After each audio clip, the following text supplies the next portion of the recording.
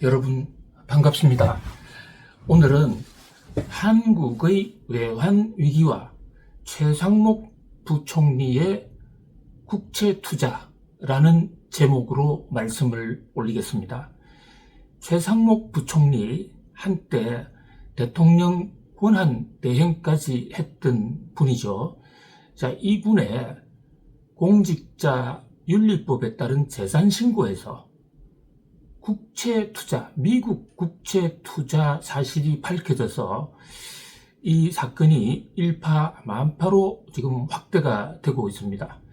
국회 본회의에서요, 이은주 의원, 한때 국민의힘 소속이었다가 지금은 민주당으로 넘어가 있는 이 이은주 의원이 아주 작심하고 공수처, 그러니까 공직자수사처 오동훈 처장에게 최상목 부총리에 대해서 수사할 것을 강력하게 촉구를 했습니다. 오동훈 공수처장도 적극 검토하겠다고 답을 하면서 이 최상목 부총리의 국채 투자, 미국 국채 투자가 점점 더 확산이 되고 있는 모습인데요. 자, 이 대목을 과연 우리는 어떻게 봐야 되나? 오늘은 최상목 부총리의 미국 국채 투자와 환율 그리고 외환 위기라는 제목으로 말씀을 올리겠습니다.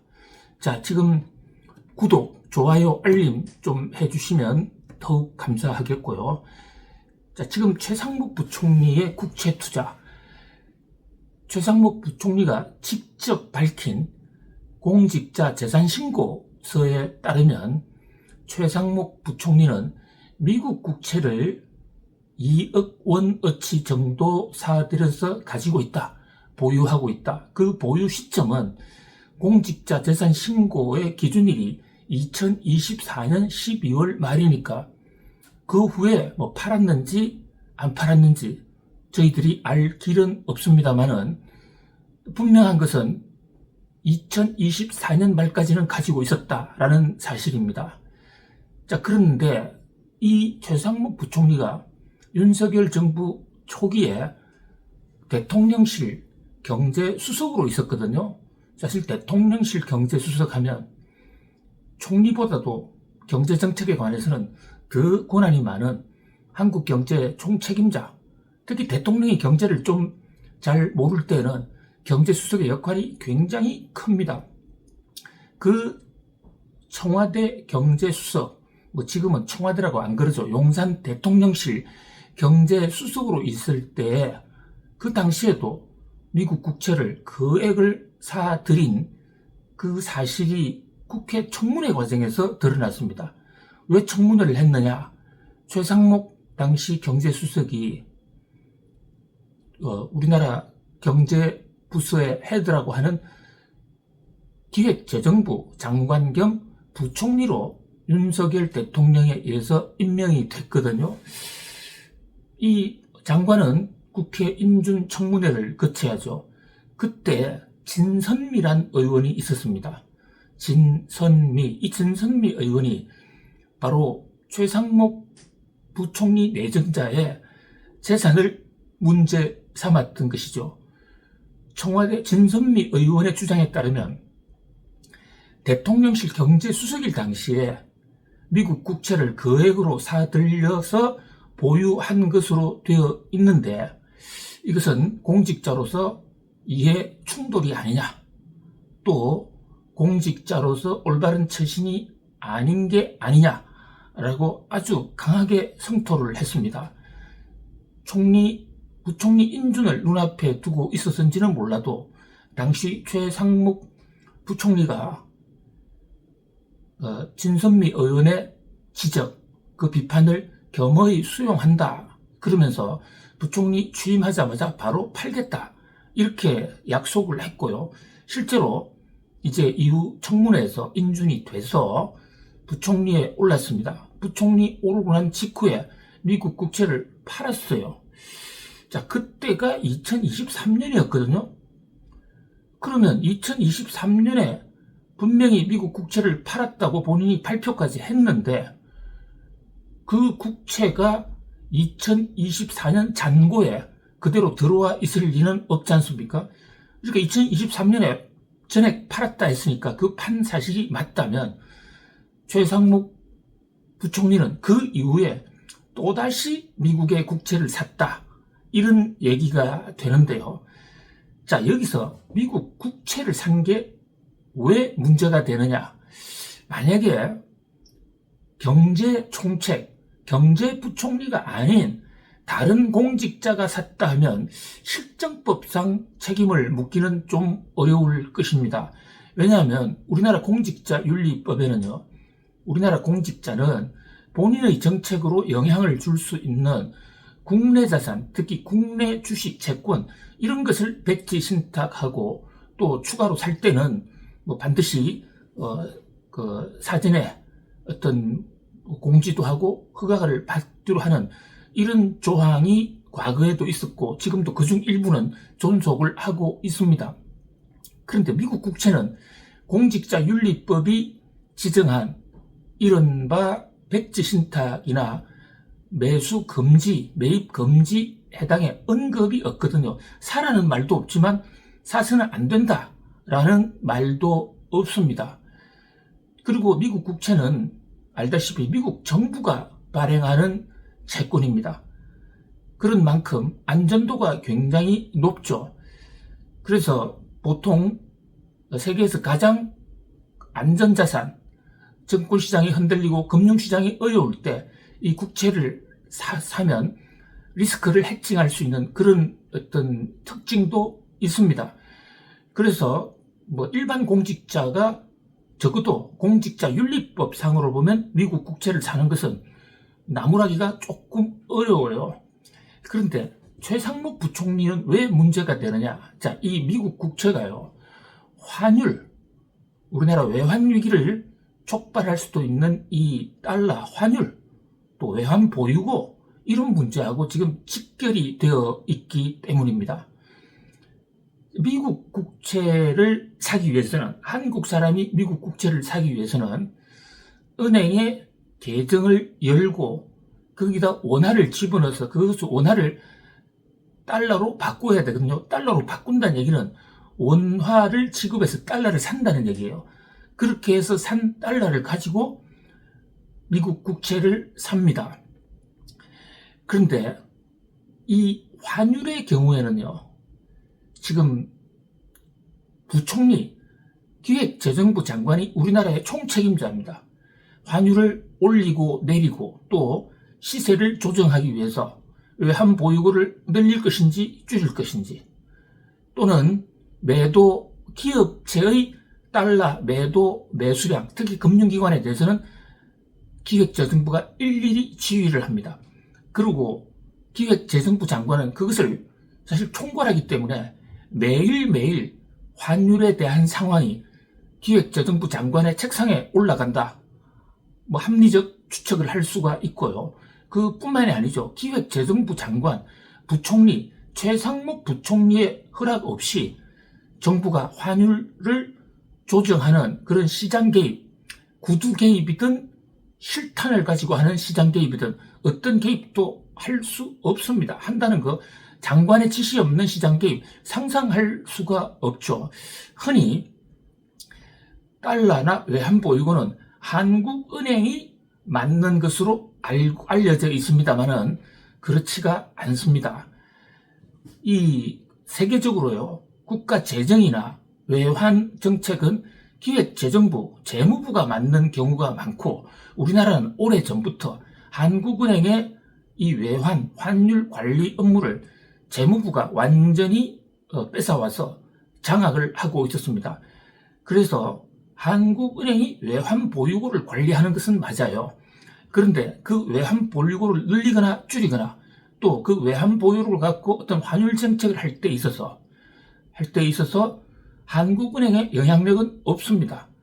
기획재정부의 외환 담당 직원들의 명을 받아서 한국은행이 따르는 이런 형식이기 때문에 겉으로는 한국은행도 외환 당국인 것 같지만 실제 권한 파워 면에서는 사실상 기획재정부가 모든 것을 다 가지고 있는 것이죠. 이제 바로 이 대목을 이은주 의원은 아주 신랄하게 지적을 하고 있습니다. 우리 그 금융상품의 내부자 거래 금지에 관한 법률이 있습니다. 그 금융시장을, 금융시세를 좌지우지할 수 있는 정보를 다루는 자나 또는 그 정보를 알 수 있는 자가 그 정보를 가지고 투자를 했을 때, 이럴 때는 그 투자가 성공했든 또는 실패했든 투자 성공 여부는 따지지 아니하고 내부자 정보를 이용했다는 사실만으로도 엄청나게 중한 처벌을 받도록 되어 있습니다. 바로 이 대목에서 다른 장관들, 이를테면 법무부 장관이나 또는 뭐 다른 보건복지부 장관이 미국 국채 투자하는 것과 한국의 기획재정부 장관이 미국 국채를 투자하는 것은 매우 다르죠. 자, 이 미국 국채에 투자했을 때요, 어떨 때 투자자가 돈을 버느냐? 두 가지 메커니즘이 있습니다. 일단 미국 국채가 오르느냐 내리느냐, 국채 가격이 상승 하락 여부에 따라서 시세 차익이 생길 수가 있죠. 이 대목, 미국 국채의 그 시세는 우리가 직접 조정하기는 그렇게 용이치는 않습니다. 이것은 미국 재무부가 물량을 직접 조절하고 또 미국의 많은 기관 투자자들이 샀다 팔았다 하는 것이기 때문에 대부분의 시세는 뉴욕이나 워싱턴에서 결정된다, 이렇게 볼 수 있어요. 그렇다고 해서 한국 재무부에 영향력이 전혀 없는 것은 아닙니다. 왜냐하면 국채의 큰 손들은 외국 정부거든요. 지금 일본이 미국 국채 가장 많이 사고 있고, 수년 전까지만 해도 미국과 중국의 무역 전쟁이 생기기 전까지는 중국이 가장 많이 샀더랬습니다. 사실 미국 입장에서는 외국의 국채를 팔아야 미국의 재정 적자나 무역 적자, 미국의 쌍둥이 적자를 해소하는데 굉장히 효과가 높기 때문에 가급적이면 외국 정부에 팔려고들 하고, 또 외국 정부의 국채 매입 비중, 점유율도 상당히 높습니다. 그 외국 정부 중에 한국도 큰 손 중에 하나거든요. 그런데 한국의 기획재정부 장관 겸 부총리는 한국의 국부펀드, 한국의 외환보유를 가지고 전 세계에 투자하는데 그 중에서는 우리 국채를 많이 삽니다. 그게 사라 마라 또는 사는 시점, 지시, 명령할 수 있는 게 바로 한국의 기획재정부 장관이고요. 명령은 하지 않는다 하더라도 본인이 초단위로 샀다 팔았다 그 정보를 다 보고받도록 되어 있습니다. 그렇기 때문에 내부자 정보를 금지하고 있는 우리 현행 법의 정신에 비추어 본다면 이은주 의원의 말대로 최상목 부총리의 이 국채 매입은 법을 저촉했을 수도 있다라는 주장이 나오는데요. 사실 이제 그것보다도 더 중요한 것은 환율 부분이죠. 국채가 가격이 오르고 내림에 따라서 수익이 좌우되는 것이 첫 번째 이익 발생 요인이라면, 두 번째는 외국인들 입장에서는 그 나라 통화로서 일단 달러를 바꾼 다음에 국채를 사기 때문에 나중에 국채 수익을 실현할 때 그 달러를 다시 원화로 바꾸게 되거든요. 이때 환율 차이에 따른 또 수익이 달라집니다. 우리나라 사람들 입장에서 미국 국채를 샀을 때 가장 이상적인 상황은요. 자, 이 살 때 그러니까 살 때는 우리 환율이 좀 높아서, 아니 우리나라 원화 가치가 좀 높아서 좀 더 많은 달러를 바꿔서 그때 그 달러로 국채를 산 다음에 팔 때는 우리 돈 가치가 폭락을 해서 환율이 많이 올라서, 그러면 같은 달러를 벌더라도 그 달러로 바꿀 수 있는 한국 돈의 규모가 훨씬 더 커지거든요. 자, 지금 민주당 국회의원들이 최상목 총리에게 바로 그 국채를 산 시점을 얘기하라, 보고하라 라고 강력하게 촉구하고 있습니다.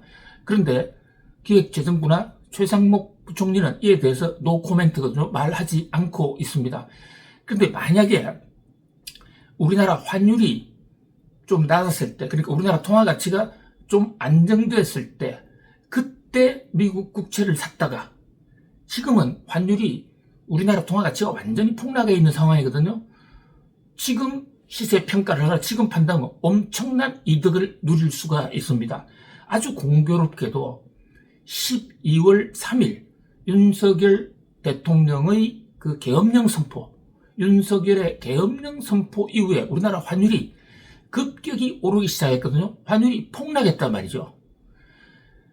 그러니까 12월 3일 언저리에 샀다가 그 이후에 좀 판 게 있다든지 아니면 지금도 보유하고 있다 이러면 환차익을 엄청나게 얻었을 수가 있는 것이죠.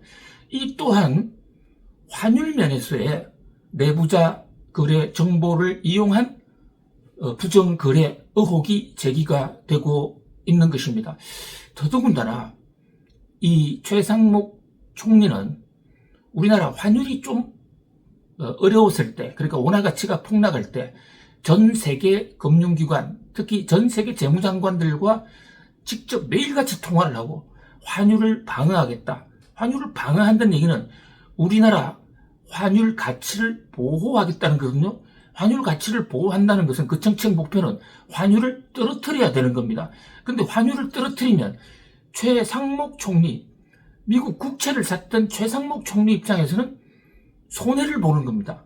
바로 이 대목에서 국회의원들, 특히 이은주 의원은 이해 충돌의 문제를 제기하고 있는 것입니다. 당시 그러니까 2024년 바로 12월 4일 이후 상황만 놓고 보면요. 그때는 우리나라 환율을 떨어뜨려서 우리나라 환율 가치를 안정적으로 높여서 가치를 높여서 방어해야 되는데 방어를 하면 할수록 최상목 부총리에게는 당시 대통령 권한 등에게는 수익이 마이너스가 될 수도 있거든요. 바로 똑같은 정책이 한쪽 나라에는 이득인데 자기에는 마이너스가 될 수 있다. 이런 것을 우리가 흔히 이해 충돌이라고 법률 용어로 얘기하곤 합니다. 그러니까 최상목 총리가 산 시점, 판 시점 이게 아직 밝혀지지 않아서 좌단은 하기가 어렵습니다만 여러 가지 정황상 본인이 부총리로 있을 때나 또는 대통령 권한 대행으로 있을 때 우리나라 환율을 안정시키면 자기 소득은 줄어드는 그런 이해 충돌의 상황에 있었을 가능성이 상당히 높죠. 바로 이 대목은 단순한 내부자 정보를 떠나서 엄청난 어떤 국가에 해악을 줄 수도 있다. 이런 점에서 최상목 부총리의 국채 사건은 그렇게 간단한 한 공직자의 공직자윤리법의 문제를 떠난다라고 할 수가 있겠습니다. 특히요, 환율은 굉장히 민감합니다. 그래서 재무장관 발언 한마디에 따라서 나라가 망하기도 하고 흥하기도 하는 일례로 영국, 그 한때 해가 지지 않는 엄청난 강국 영국의 경우에 1990년대 초에 미국의 헤지펀드 소로스하고 한번 싸움이 붙은 적이 있습니다. 소로스가 영국 경제가 좀 안 좋으니까 파운드화 하락에 배팅을 하면서 파운드화를 대량 매각하기 시작했던 것이죠. 그 와중에서 영국 정부는 소로스쯤이야 하고 방어한다고 했는데 내부 정보도 세워나가고 결국 소로스에게 져서 파운드가 항복을 하고 영국이 국가 부도 상황 가서 IMF의 도움을 받는 영국은 한국보다도 먼저 IMF의 신세를 지는 그런 불명예를 갖고 있습니다. 그런 관점에서 외환 보유고가 좀 넉넉하다 하더라도요. 외환 당국자들의 말 한마디 또 눈치 한마디가 시장을 엄청나게 흔들 수도 있기 때문에 전통적으로 외환을 관리하는 사람은 말 안 하기로 유명합니다. 말도 하지 않고 표정도 내면 안 됩니다.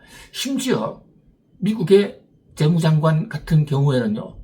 길거리에 지나가다가 예를 들어서 은행에 달러 표시가 있는 은행이 있으면 그 은행을 앞에 통과하지도 않고 애둘러서 우회해서 갑니다. 왜냐하면 달러나 엔화 표시가 있는 간판 밑을 지나갈 때 그때 시장 사람들은, 뉴욕 외환 시장 사람들은 무엇을 보느냐? 그때 재무장관의 표정을 본단 말이죠. 그 표정 하나를 보고 이것은 엔화에 배팅할 때구나, 아니면 달러를 매도해야 될 거구나, 그렇게까지 판단하는 재무장관의 처신 하나가 1,000만 건보다도 더 무거운 엄청난 파괴력과 영향력을 갖고 있다. 그것을 단적으로 보여주는 것입니다. 그런데 한국의 경우에 외환을 총책임지는 부총리 겸 기획재정부 장관, 거기다가 대통령의 권한 대행의 대대행, 한때 1인자까지 올랐던 분이 국채를 샀다? 자, 우리는 몰라도 한국의 최상목 총리가 국채를 산다는 사실, 이것을 뉴욕 증시에서는 알 수 있단 말입니다. 그러면 뉴욕 증시의 큰 손들은 한국 정부가 최상목 총리가 아예 원화 가치를 떨어뜨리는 쪽에 환율 폭등에 배팅을 하고 있구나, 그런 잘못된 신호를 줄 수도 있는 것입니다. 지금 우리 환율이 아직도 상당히 엄중합니다. 그런 각도에서 볼 때 최상목 부총리의 처신 문제는, 이것은 좀 그 진실 여부를 명명백백하게 밝혀야 된다. 최상목 부총리가 억울할 수도 있습니다. 그래서 그 국채를 사게 된 데에는 다른 우리가 모르는 말 못할 사정이 있고, 또 내부자 정보나 또는 국제금융사회의 시그널을 전혀 주지 않는 방법으로, 고도의 방법으로 했을 수도 있어요. 그러나 일단 의혹이 제기된 만큼 이 대목은 이은주 의원의 주장대로, 또 진선미 의원의 요구대로 명명백백하게 밝혀야 됩니다. 우선 본인이 나는 이것을 언제 샀고 또 언제 처분했고 또 그런 다음에 언제 사서 지금 얼마만큼을 가지고 있다. 특히 윤석열 대통령 탄핵 소추 이후에 12월 달, 그러니까 2023년 12월부터 올해까지의 국채 거래 상황은, 이것을 밝히지 않는다면 이 의혹은 계속해서 정폭될 수가 있다. 저는 물론 최상목 부총리의 그 평소 청렴함과 강직함을 믿습니다. 최상목 총리의 할아버지가 경상북도 봉화에서 신앙생활, 그러니까 우리 개신교를 받아들이는 초기에 그 봉화 교회에서 장로를 했는데요. 지금도 그 교회가 보존이 돼 있고, 동네 사람들한테 그 최상목 총리 가문이 엄청나게 존경을 받고 있다고 그럽니다. 그것은 최상목 총리의 할아버지가 그만큼 선공후사, 또 청렴결백하게 처신을 해왔기 때문이다, 이런 주장까지 있는데요.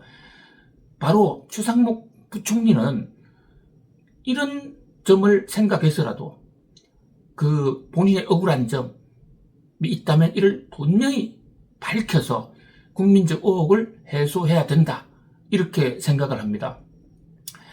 오늘은 최상목 부총리의 미국 국채 투자가 왜 문제인가? 라는 제목으로 말씀을 올렸습니다. 여러분 또 뵙겠습니다. 감사합니다.